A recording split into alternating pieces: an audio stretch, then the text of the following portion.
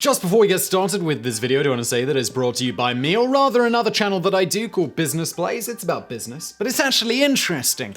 It looks at the most epic failures and times things went wrong, but also little known successes, generally just the weirdest stuff that I could find from the world of business. Like why the £50 note is for criminals in the UK, stuff like that. It's a bit more laid back than this channel. In fact, it's a lot more laid back, throwing some silliness and fun at you with some facts. Check it out through the link in the description below, and let's get into it.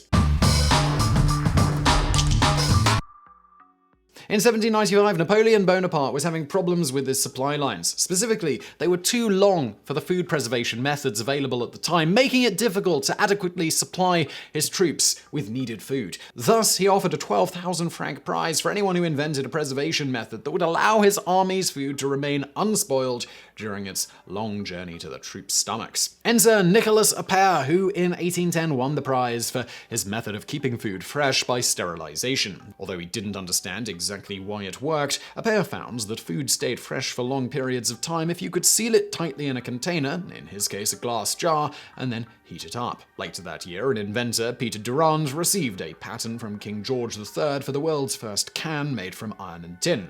Combined with Appert's sterilization method, long-term canned food preservation became possible. While the method for keeping food fresh was now there, Napoleon's troops had difficulty actually getting at the food. The early cans were far too thick for any dedicated can opener. As the Donner Party told us, though, hungry men will find a way to eat. Thus, as you might imagine, early cans were simply opened by brute force. For example, the age-old smash it with a hammer and chisel technique was commonplace. Not the best method in the world for keeping one's food unsmashed, but nevertheless, it did get the job done. These early cans could only be produced at a rate of about 6 per hour, however, even with the most skilled workers, so they were not widely adopted by the masses in the beginning. Fast forwarding a few decades though, and in 1846, Henry Evans invented a die method for making a can from a single machine motion. This increased production to about 60 cans per hour per line. 1 year later, Alan Taylor patented his machine-stamped method of producing tin cans.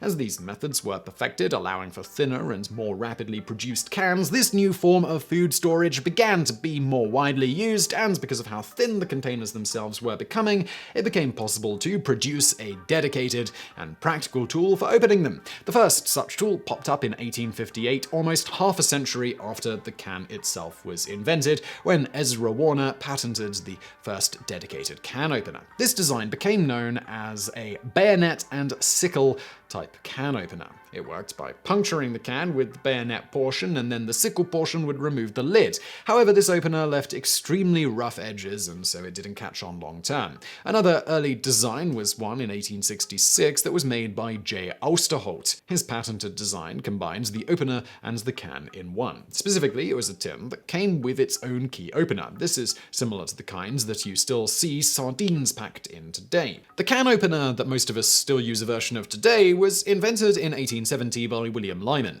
His original design had a simple wheel that rolled around the rim of the can, cutting it open as it went. The Star Can Company made the final design change to this beloved method by adding serrated edges to the wheel. The first electric version of this design wasn't produced for over half a century later, in December of 1931. Incidentally, the Napoleonic Wars didn't just help spark the invention of a better food preservation method, but also of the modern-day pencil. During this time, France wasn't able to import pencils from Great Britain, which had the only supply of pure, solid graphite in the world. Nicolas Jacques Conté, who was an officer in the army, discovered that if you mixed graphite powder with clay in the right proportions, you can then form this mixture into sticks and fire the substance in a kiln, making an effective pencil core. Another advantage over this method versus pure graphite sticks is that you can also vary the clay to graphite ratio to achieve different levels of hardness and/or darkness. For the first time, this allowed for the making of high-quality pencils without the need for Britain's pure graphite sticks, and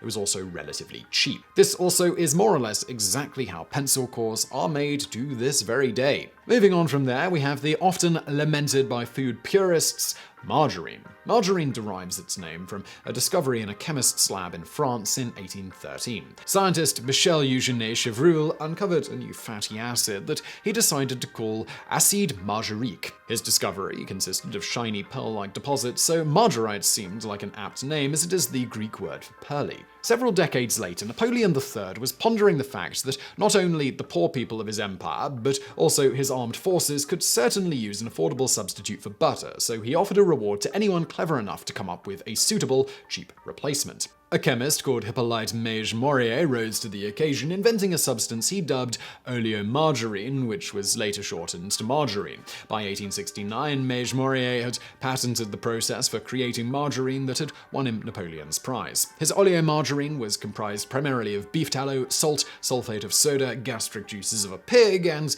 a little cream, all heated and mixed into a butter-like substance, though in truth at this stage it was more of a jelly than what we think of as margarine today, but at least it sort of tasted like butter.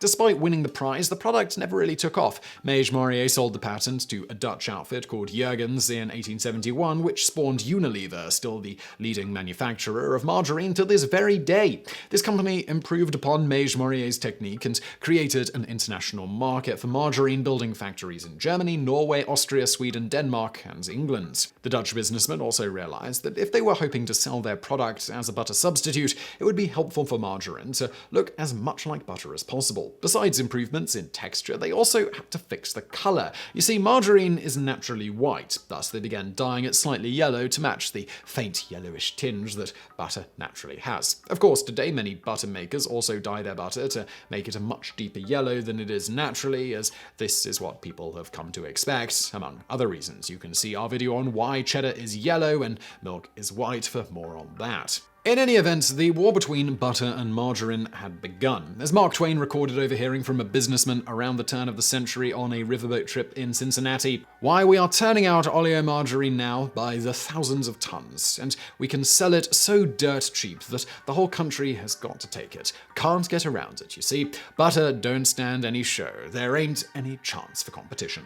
This particular businessman didn't take into account dirty politics. For example, after buttering up various politicians in the United States, the dairy industry, who's executed some shockingly effective shady lobbying over the years, see our Brain Food Show podcast episode on the food pyramid for more on that, convinced them to pass the Marjorine Act of 1886, which put a 2-cent tax, about 50 cents today, on every pound of margarine sold. Within 2 decades, that was raised to 10 cents per pound, about $2.61 today. In Canada, the situation was much more serious for margarine fans. Margarine was made illegal from 1886 to 1948. Around this same time, particularly in the US states where the dairy industry held and still holds great sway, dyeing margarine yellow became illegal to further discourage sales and keep people hooked on butter. In a few states, it even became law that margarine sold in those states had to be dyed pink. Nefarious advertisements were also run, such as one in 1911 edition of the Chicago Tribune, where it showed arsenic, tin cans, and cats being thrown into a vat with a few other ingredients where it was all mixed together to form margarine. Various rumors were spread about as to what went into making margarine, even though essentially margarine and butter weren't all that different at this point, with both containing about 80% animal fat and 20% water. The fats involved here were even predominantly from the same dairy animal. However, the popular main type of fat used in margarine was about to change. The lack of available beef fat, coupled with new techniques in the hydrogenation of plant materials, made the use of vegetable oils in the formulation of margarine not only possible for the first time, but also much more economically viable. Between 1900 and 1920, oleomargarine was made with a mixture of animal fats and vegetable oils. The Great Depression, followed by rationing during World War II, led to a further reduction in the supply of animal fat, and by the mid-40s, the original margarine had almost disappeared from grocers' shelves in favor of the vegetable oil version. These events, particularly World War II, also helped spur the popularity of margarine as butter shortages abounded.